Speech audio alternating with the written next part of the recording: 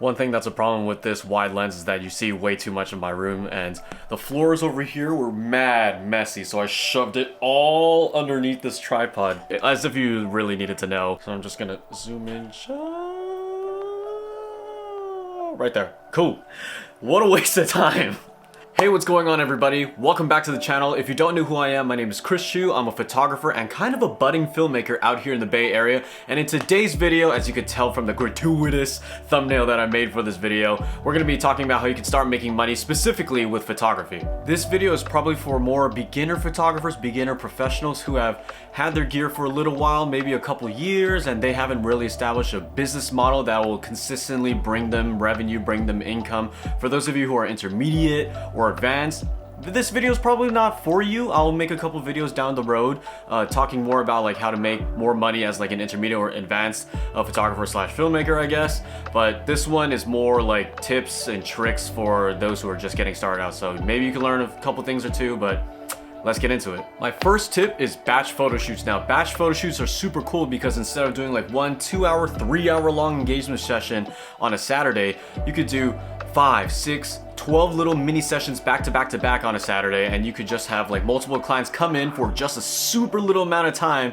and you could charge them like 50 bucks, 150 bucks, 250 bucks a pop, and then you could work smarter, not harder, and you could rack up maybe like $1,200 in a day. So for example, family photo shoots and couple photo shoots are like kind of in hot gear right now for this holiday season. So how about instead of you doing like a 3-hour, 2-hour long engagement session for like $700 or $1,000, how about you block out 3 hours of your day for half an hour each, so that's like 6 sessions. For half an hour each, you like say, for $50 to $200 a pop, like I'm going to be here at this park, and you can bring your family, or you and your girlfriend, you and your boyfriend can come in for a 20 to 30 minute session. We'll pop some photos and then I'll give it to you within the next day, within the next week. And for you, the photographer, you didn't have to move that much. You didn't have to go from location to location to location. The clients were coming to you for such a short amount of time, because doing family photo shoots for 2 hours with kids that don't want to be there, parents that are struggling to get their kids to smile and look nice for the camera, that's really hard on the family, and it's going to make it harder on you to kind of like, you know, control the environment, control whatever. But for 20 to 30 minutes, pretty simple, and they get the photos that they need for the holiday season, for the Instagram, for the socials, for the picture frames and all that stuff. So yeah, it's all about working smarter, not harder, and batch work is one of those things. Another example of batch work that you can do is say like, hey, for 3 hours, maybe 10 minutes each, I'm gonna be doing LinkedIn headshots. So you can like set up your studio backdrop, put down a chair, set up like your 3 lights or 2 lights, and then have people sit 10 minutes, 15 minutes max, pop, pop, pop, pop, pop, they get their LinkedIn headshots, and then you could charge them however much you want.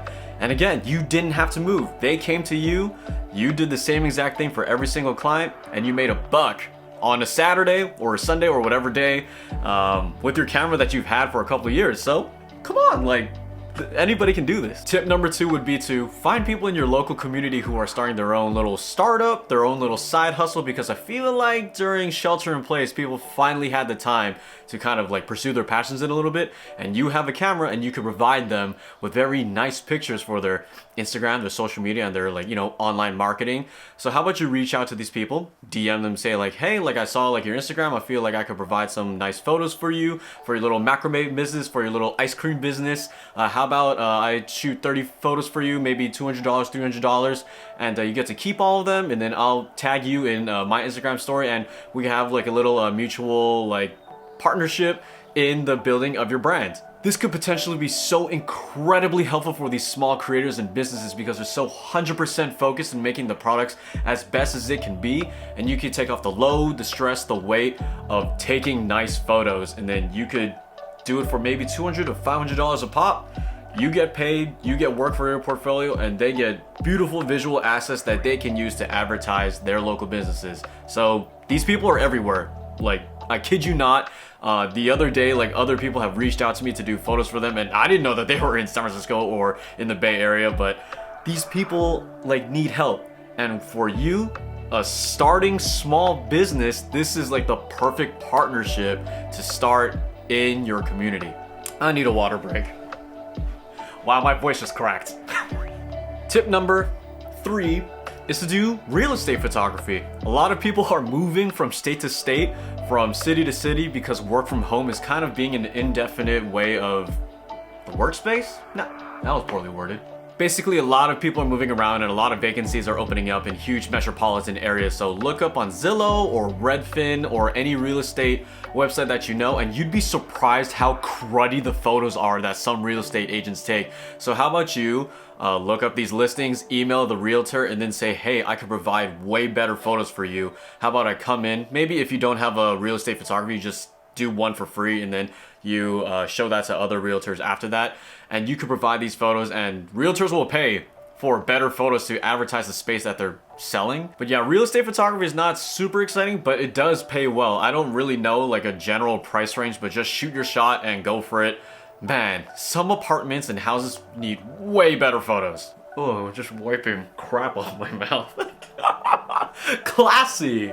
Tip number 4 is to tap into the small wedding game right now. People are still getting married. Small little COVID weddings with 20 or less people is way less pressure to shoot compared to like 100 to 300 guest count weddings that are obviously not happening anymore.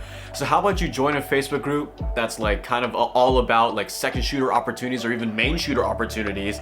In California, there's a bunch of Facebook groups to join. So I don't know what it's like in like Idaho or Kentucky, but pretty sure they're still happening. But this is the time. There is no better time to start building your wedding portfolio than now. So do that, and you can still charge a fair amount of money for a COVID wedding. So reach out to those people. That's a great way to start making money off of your photography. And tip number 5 is not directly making money, but it's all about investing in yourself. You're a beginner with a camera and you may have tons of questions on how to edit, on how to shoot in this condition, on how to pose people. Spend a couple bucks on like a course, a mentorship, or even a preset pack that you really like, because more knowledge in your field will only increase your ceiling and your skills and maybe even your pricing.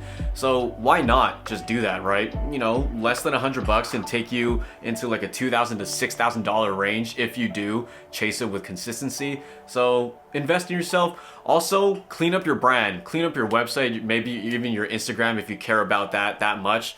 But make sure that your brand is on point. Nobody's gonna hire you if you have like a really messy portfolio, so maybe do some free work like here and there to clean that up if need be. But for some of you, your portfolio is more than magnificent to start. So go out there, put yourself out there, and really like advertise your services to small businesses, to people who need LinkedIn headshots, to family photos, couple photos, batch shoot, all that Jimmy jazz. You have very powerful gear that can help other people and deliver moments that they wouldn't otherwise be able to capture. So use it to your advantage and help other people out, and then kind of in return, you get paid. Wow, that's kind of a really capitalistic, scummy way of putting it. But you kind of know what I mean. That's all I have for you guys in this video. I will be making more videos on, oh God, I gotta burp.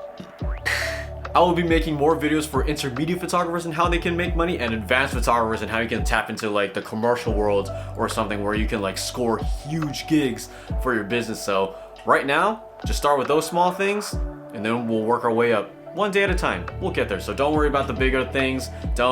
Did I say bigger things? Don't worry about the other things. Just concentrate on what you can do right now. Make sure you like this video and share it with your friends who may need help in making money off of their photography as well. Subscribe for more videos, and I will see you guys in the next video. Peace.